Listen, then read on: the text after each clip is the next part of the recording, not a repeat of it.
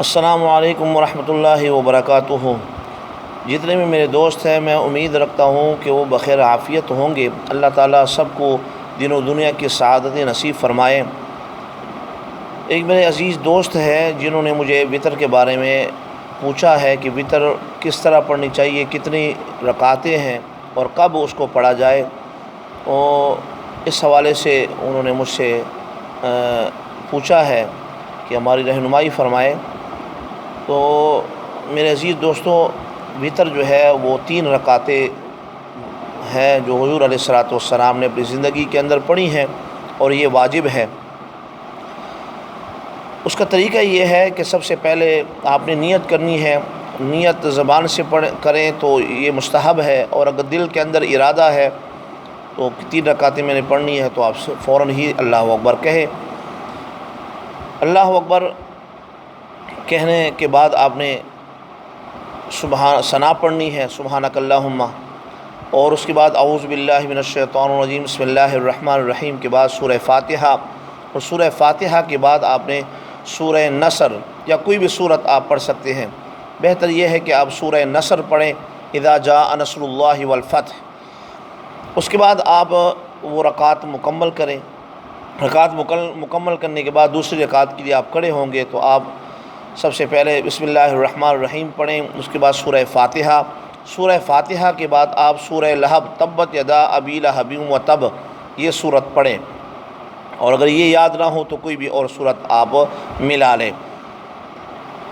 اسی طرح یہ دوسری رکعت آپ مکمل کریں گے، تشہد آپ پڑھیں گے عبدہ ورسولہ تک، پھر آپ کھڑے ہو جائیں گے، پھر سورہ فاتحہ سے آپ شروع کریں گے، اور اس کے بعد سورہ اخلاص آپ پڑھیں گے، قل واللہ احد۔ جب سورت مکمل ہو جائے گی اس کے بعد آپ نے کانوں تک ہاتھ اٹھانے ہیں۔ کانوں کو ہاتھ لگاتے ہوئے آپ نے تکبیر اولیٰ کی طرح تکبیر آپ نے کہنی ہے، اللہ اکبر کہہ کے آپ پھر ہاتھ باندھ لو گے، اور اس کے بعد آپ نے دعائے قنوت پڑھنی ہے۔ اور اگر کسی کو دعائے قنوت یاد نہ ہو تو کوئی بھی دعا آپ پڑھ سکتے ہیں جو حضور علیہ الصلوۃ والسلام کے احادیث سے ثابت ہو۔ ربنا آتنا فی الدنیا حسنۃ وفی الآخرۃ حسنۃ وقنا عذاب النار، یہ بھی دعا آپ پڑھ سکتے ہیں۔ بہتر یہ ہے کہ دعائے قنوت آپ یاد کر لیں، اسے آپ پڑھیں۔ اسی طرح دعائے قنوت پڑھنے کے بعد آپ رکوع میں چلے جائیں گے، اور اسی طرح تیسری رکعت آپ مکمل کر لیں گے۔ تو یہ ہے سادہ سا طریقہ وطر پڑھنے کا۔ اب وقت کیا ہے؟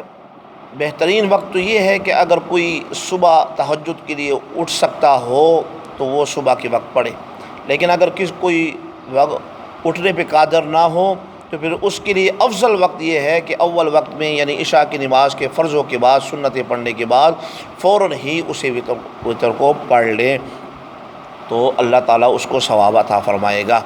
تو میرے دوستو، یہ تھا طریقہ، اور اگر آپ اسی طرح جو طریقہ میں نے بتایا ہے اگر اس پر عمل کریں گے، یہ 3 صورتیں جو میں نے بتائی ہیں اگر کوئی شخص پڑھتا ہے تو بزرگان دین فرماتے ہیں کہ زندگی بھر جو ہے اس کے دانتوں کے اندر کبھی بھی درد نہیں ہوگا۔